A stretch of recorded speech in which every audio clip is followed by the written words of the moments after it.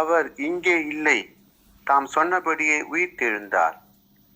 இயேசு கிறிஸ்து மரித்து அவரை கொண்டு போய் ஒரு கல்லறையில அடக்கம் பண்ணிட்டு மூடிட்டு வராங்க. நம்மளுடைய வழக்கத்தின்படி 3ஆம் நாள் அவருடைய சீஷர்கள் அந்த கல்லறையிடத்தில் போய் பார்க்கும்போதுதான் அவங்களுக்கு ஒரு பெரிய அதிர்ச்சி. மூடப்பட்ட கல்லறை திறக்கப்பட்டிருக்கிறத பார்க்கிறாங்க. அந்த அதிர்ச்சியில அவங்க நின்று கொண்டு இருக்கும்போது பிரகாசமான ஒரு தேவதூதன் அவர்களுக்கு முன்பாக தோன்றி இப்படியாய் சொன்னாராம், அவர் இங்கே இல்லை, அவர் தாம் சொன்னபடி உயிர்த்தெழுந்தார் என்று சொன்னாராம்.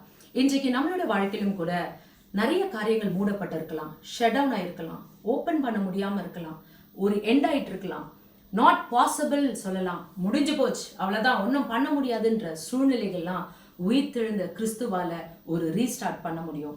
ஒரு நியூ பிகினிங் இயேசு கிறிஸ்துவால கொடுக்க முடியும். ஒரு புது வாழ்க்கைய ஆண்டவராக இயேசு கிறிஸ்து தர முடியும்.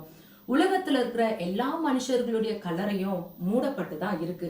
ஆண்டவராக இயேசு கிறிஸ்துவுடைய கல்லறை மாத்திரம்தான் எருசலேமிலே இன்றைக்கும் திறக்கப்பட்டிருக்குது. இன்றைக்கு அவருடைய வாழ்க்கையில மரணம் அவரை மேற்கொள்ள முடியல. நம்மளுடைய வாழ்க்கையிலும் எந்த பிரச்சனையும் நம்மளை மேற்கொள்ள முடியாது. உங்கள் அனைவருக்கும் கிறிஸ்து உயிர்த்தெழுந்த திருநாள் நல்வாழ்த்துக்களை தெரிவித்துக் கொள்கிறேன். Happy resurrection day. God bless you all.